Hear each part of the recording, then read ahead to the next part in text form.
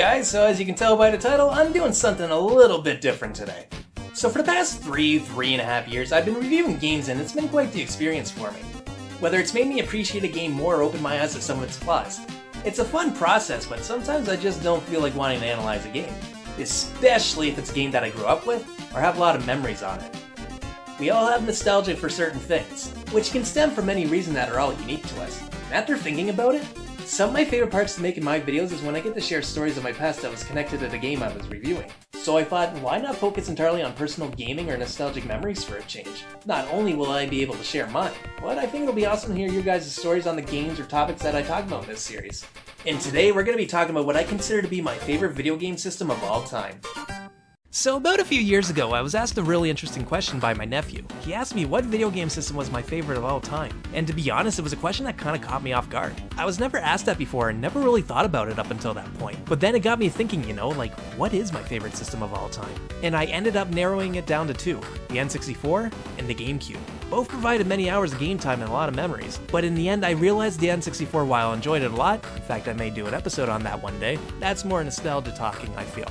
The Gamecube, on the other hand, has the nostalgia, the time put into it, as well as a lot of my favorite games that either debuted on the system, or they were perfected in its sequels. In fact, my first Gamecube ended up stopping reading discs because I played the damn thing so much. So yeah, I think I can safely say it's my favorite. But I guess before I get ahead of myself, I should start at the beginning of when I first heard of any form of the Gamecube. And it was back when I first got my computer and the internet. At one point I saw something for Smash Bros. Melee. Funny thing was though, it wasn't a website, an ad, or anything like that. Oh no, it was on Yahoo Messenger. Yeah, remember when that was a big deal? Shit, is it even still around anymore? Whatever. But anyone who was using that may remember that Yahoo used to have themes to help liven up the chat a bit. Something in this day and age that would probably feel unnecessary, but with this little coat of paint over what felt mind-blowing at the time. Being able to talk to someone long distance that wasn't on a phone. I was already in awe as an 8 to 10 year old, but then I first saw it. I couldn't believe my eyes. There was a Smash Bros. Melee theme. It was just stock character images, but I did not care. This looked like a huge jump up from what things looked like on the N64, and even to this day I still say Melee is one of the GameCube's better looking games. But after that, I was aware that a new system was on the horizon, and I couldn't wait to get a chance to see what it was. And that first chance would be at my local Toys R Us, which hey, I don't have to say rest in peace yet since it's still alive over here in Canada, so cheers! And I cared about that just a little too much considering my age. But I am a man-child. I still remember how it used to look too. That gaming area with the dark black walls, they had a faded plastic Mario statue, but what did my eyes dart off to? The demo station, another relic that's been almost entirely lost. In fact, I think Best Buy is the only one left that really does those still. But for the demo, lo and behold, it was Smash Bros. And oh my god, I don't think I ever moved towards something so quickly than I did that day. This was my first chance to finally try it out, and with the limited time I had there, no way I was letting any other fuckhead kid get to it first. This was Jordan's Smash Bros. Time. Everyone else, fuck off. I can't remember too much after that, other than I was playing as Bowser and being completely blown away at the fact that I was playing as a villain in something that didn't have him in a go-kart or something. It's something that's more common nowadays, obviously, but back in 2000 or 2001, that was one of the first times he was playable in such a way, or at least the first time I saw him playable like that, and I ate it right up.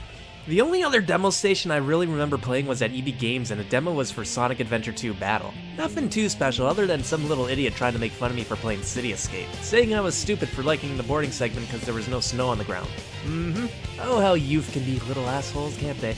But that would be it for a while, and I would have to live with commercials for a year or two, which, let's discuss some of these for a bit. This was easily the weirdest period for these things. The 80s and 90s, some were weird, but they were balanced with that corniness that makes them still fun to watch even today. Well, I mean, besides a guy eating himself to death or a kid sucking a Pokemon into his pants. Yeah, that was a thing. But this was the marketing at the beginning. When you look at some of them, it makes you think, what the hell was the target demographic they were really going for in North America? It's kind of dark and kind of edgy. In fact, I think the most jarring one was the one for Luigi's Mansion where this guy's trying to cop a feel with this goth chick. Like, what the fuck does this have to do with the game?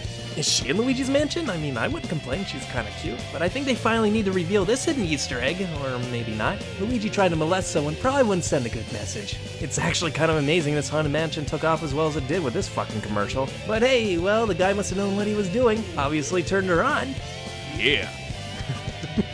It's not to say all of them were bad, as later on they did get a little bit more lighthearted. One of my favorites was the one for Mario Party 4. And you can tell this one was made at the dawn of the new millennium, because what was a popular movie at the time? Mario Party 4, where good friends go at it. live and uncensored. With tag match battle mode, 4 players pair up in a battle royale of 50 mini-games, played at the corner of madness and mayhem. Mario Party 4. Because it's not a party until something gets broken. Only on Nintendo Gamecube. Rated E for everyone. Mario and Jackass. The two feel like polar opposites, but damn it, I want that crossover even more now. I love that ending though. Because it's not a party until something gets broken. When it comes to this spin-off, talk about summing up the series as a whole. The game that breaks up friendships, relationships, teeth. Well, yeah, Luigi's Mansion might have been false advertising, but Mario Party 4? No bullshit there. But I'd be here forever going through them, so let's move on a bit. Christmas 2002, and I must apologize but some home footage incoming, because this is when I finally got my first GameCube, and I'm not responsible for my old self breaking your computer screen. What an awesome Christmas that was. Got a brand new system I was wanting since I heard about it, and 5 games to keep me occupied over the winter break. Luigi's Mansion, Super Mario Sunshine, 007 Nightfire, Mario Party 4, and Eternal Darkness. That whole morning was pure gameplay. Nothing else mattered. Well, that was until I had to be dragged away later in the day for this dumb family get-together thing. Sorry family, but when you're 10 or 11 years old, Nintendo is better than you in every way. You were just a distraction from my shiny new present. You're lucky I didn't disown you guys. In fact, you know what? Nintendo is still better than you. Yeah, I said it. When we finally got back later that night, everyone wanted to see Eternal Darkness. To be honest, I think my mom got that game more for her since I never really got into survival horror games like this at the time. And I can see why, because while I laugh at it now since I'm so disconnected from horror stuff that I rarely get spooked, but Eternal Darkness, holy fuck did I get freaked out. Not because of the enemies or the creepy setting. Oh no, I didn't even make it to seeing the first chapter. I was out of there. Why? It was the music. Specifically, the whispers they added in the mansion. Yeah, you guys can have my GameCube for a bit because that goddamn thing was haunted and there was nothing I could do about it until Super Mario Sunshine performed an exorcist on it. They can possess you, Mom and Dad, you're on your own. Luigi's Mansion was definitely more my speed as a youngin', and well, you guys already know what I have to say on this game since I did an entire episode on it. I adore it. It's one of my favorite games on the GameCube, and after seeing that Simon Belmont trailer for Smash Ultimate, I pray we get a third game in that art style that plays similar to the original instead of Dark Moon. This has to be a thing, like, it just has to. Now, probably the game that I played the most when I first got the system out of my original 5 was Super Mario Sunshine, and I'm kinda shocked that I've rarely ever talked about this game up until now. I think Shadow Mario was like a top 10 pick years ago, but that's about it. And while nowadays the cracks are more noticeable than ever, especially after recording footage, but back in 2002, 2003, you think I cared? Hell no. Even if I had a more critical outlook on games like I do now, the hype of playing the next big 3D Mario game was in overdrive and I couldn't put this game down. Well, that was until I started getting to the point where the blue coins were all that was left to collect. And yeah, no. The most I ever got in this game was 115 shine sprites, and you know what, that's good enough for me, since there is no incentive to actually go after those final blue coins. If it was shine sprites, definitely, but not those. Now, the other game that was played the most in my household growing up was Mario Party 4. Later on, 6 and 7 got a bit of love due to my cousin Amy living with us and her owning a GameCube and those 2 games herself, but we always seem to come back to 4. And to this day, it's still probably one of my, if not my favorite Mario Party game ever, with the only one making me second guess that being Mario Party 2. The boards feel kinda samey and basic, but everything else here feels top-notch. From its new items to minigames and other new elements, I still pop this one in from time to time, as it felt like it refined what the N64 had established pretty damn well. Lastly, out of my 5 original games I got for Christmas was Nightfire. If you've been watching me for a while now, you know very well that this game is my Goldeneye. I've mentioned it so many times now that I should probably just review it one day. But if I remember correctly, I kinda sucked at it at first. For whatever reason, I got lost on the second level, and it wasn't until my brother Derek started playing it that I found out how to get past it. But after that, I had a blast with it, especially in multiplayer. In most cases, I only got to play one-on-one matches, but with how much variety they pumped into it when it came to guns, modes, and even remote control helicopters, I sunk hundreds of hours into it, and it's always a highlight when I'm playing with friends, even today. I'm saying it right now, Nightfire's multiplayer is the best 007 multiplayer in existence. No other Bond game has topped it, even to this day. In fact, this was the era where the James Bond games really hit their stride. Every Bond game that came out during Nightfire after the 6th generation, I sunk a lot of time into. Even GoldenEye Rogue Agent, which was considered to be a GoldenEye pandering scam by many, had its hook sunk into me. Honestly, I should probably take a look at all these games in the future one day and see how they all hold up. So those were the original 5, but there was one game that came close, and it's kind of an odd story for me. Smash Bros. Melee. I've got a lot of memories with this title, played it for shit, probably thousands of hours, so I've got history with it, but up until recently, I've never actually owned this game. Yeah, for the longest time I ever had the game, it was the one I borrowed from my cousin Josh at Power Court. He got Sonic Adventure, which I think I won that temporary trade. Oh yeah, I definitely did. See, the way games were borrowed growing up for me was that we always let each side swap a game. It's only fair, and it gave a little bit of incentive to take care of the borrowed game. Plus, it was kind of a nice way to get access to other games I wouldn't normally have. But I remember this was a long gap for borrowing. I think it was like 2 or 2.5 years before we visited each other again to trade back our games. So for a good chunk of time, I essentially owned Melee. And yeah, I mean, it's Smash Bros. If you own a Gamecube, then chances are you put a lot of time into this game, and I was no exception. It was the perfect sequel to Smash 64. It was bigger and better. Loads of new modes, stages, characters, trophies. Oh my god, the trophies. Actually, I'd say these were the best they ever were. There wasn't nearly as many in future installments, but they all felt more distinct here for some reason. Like, I loved how when you beat Classic Mode with a character, the trophy you got resembled their more earlier or debut appearance. It was a nice little touch that made them a lot more special, and it's an idea that I hope gets reintroduced in the future. Yet, despite all of its new bells and whistles, Melee's greatest strength in my opinion was its unlockables and secrets. I love how Melee approached most of its secrets. During a time where the internet was still taking off, it was addictive to explore this game and see what it had to offer with blind eyes. It had a sense of mystery to it. How do I unlock this stage, this character? Who's actually playable in this game? What turns do I have to play by to get this one thing to happen? It's an experience that I doubt I and many will ever get to see again. Now that we live in an era where information is always readily available at our fingertips, that sense of thrill and mystery in a Smash Bros. Game is probably gone forever, as nowadays we tend to know everything long before release. I'm just grateful I got to experience Melee during its prime. It's not very often something that special comes along, and during those 2.5 years, I got more than my fill. But then it was time to trade back this game for my Sonic adventure, and fuck you, Josh. I laugh at this now, but fuck you, Josh. So when we finally traded back, it was around, I think, New Year's at a family get-together. I got my game back and he got his back. Here's the condition I got this disc back in.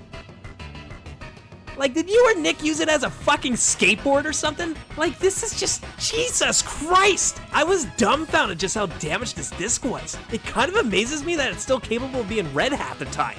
But you know what the kicker was about all this and why I laugh at it nowadays? The little bastard had enough balls to bitch about the case having an accidental hole, and it's like, look what you fucking did to my game. You totaled it, and yet you're crying about a hole in the fucking case. Again. Fuck you, Josh.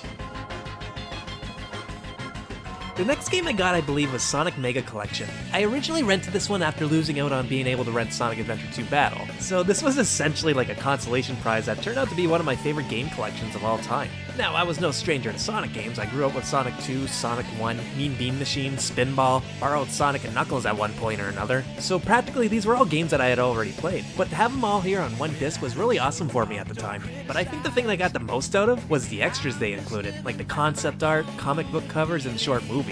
I was almost mesmerized by this section since it opened up a whole side of Sonic that I never even knew existed. I loved the Sonic C animations, learning about Sonic Advance 2 for the first time, or even that retrospective of the series that showed a bunch of shit that I never even seen before.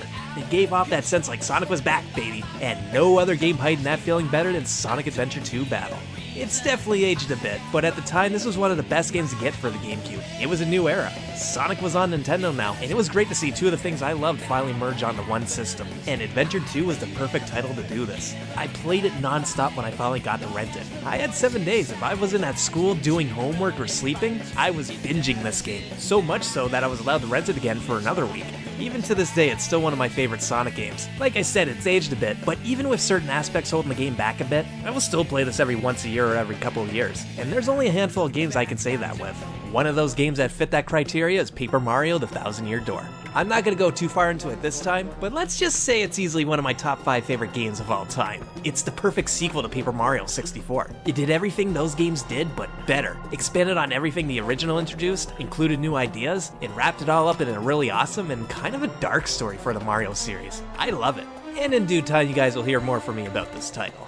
Now, a game to me that defined the Gamecube was Pikmin. This was the first new series from Nintendo in a while, and I remember watching the trailer for it that was on Luigi's Mansion and just being blown away at how beautiful it looked. Nowadays it looks kind of basic, but I still really enjoy its art style. It was in a world all of its own, but still Nintendo, and I knew sooner or later I was gonna have to pick it up, and for my birthday a few years later, I got it, and back then I didn't really know what to make of it. Did I like it? Did I dislike it? I think I leaned more towards liking it, but it definitely wasn't my favorite. I think the 30-day time limit kept me from really enjoying it at the time, so that's where Pikmin 2 came in. Now this was more of my style. No time limit rushing you, it had a bit more of a collectivon feel, and I enjoyed the new approach with dungeons this time around. For many, you either love the first one and dislike the second one, or vice versa. But the beauty of it is, there isn't any wrong answer. They're both phenomenal games in their own right. It's just more figuring out which one better suits you. Either way, Pikmin is a series that deserves the recognition it gets, and I'll gladly buy any game in the series knowing I'm in for a good time.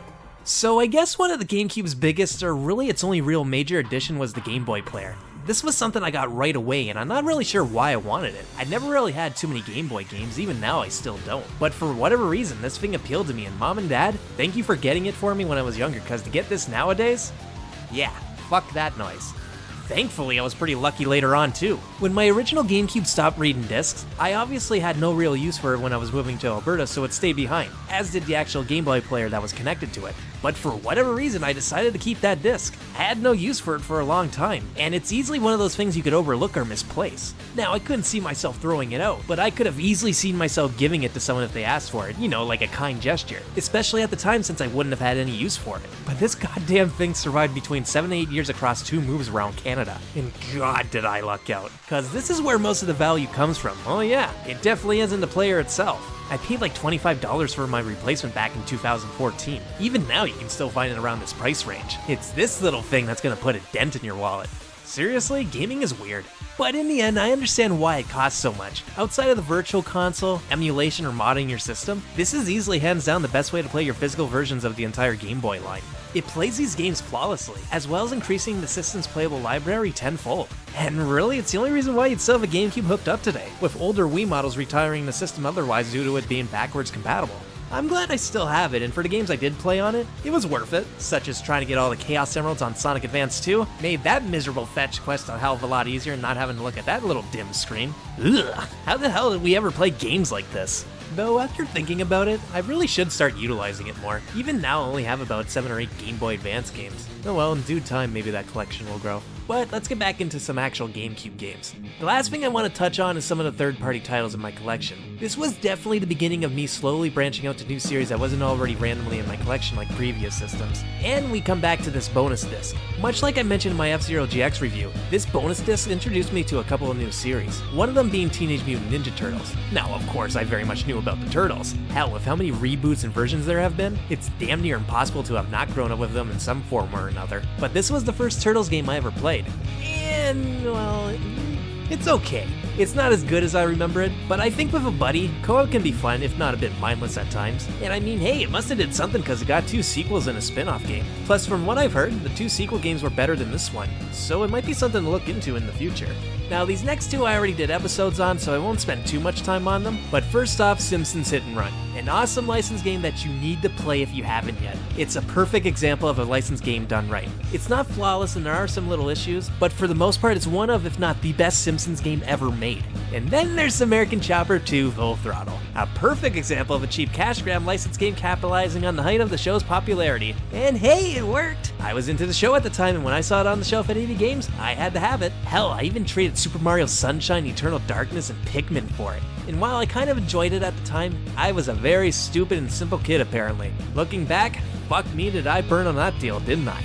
Lastly and easily at the time, 2 of the GameCube's must-have third-party exclusives, Resident Evil Remake, Resident Evil 0. These 2 games for me came way after the 7th generation started. In fact, I played Umbrella Chronicles and Resident Evil 5 first, which led me to these games in 2009. But while I was a little late to the party, I couldn't get enough of them. Although the tank controls threw me for a loop at first since I wasn't expecting it. It was like, what the hell is this nonsense? Like, seriously, what the fuck? Who controls characters like this?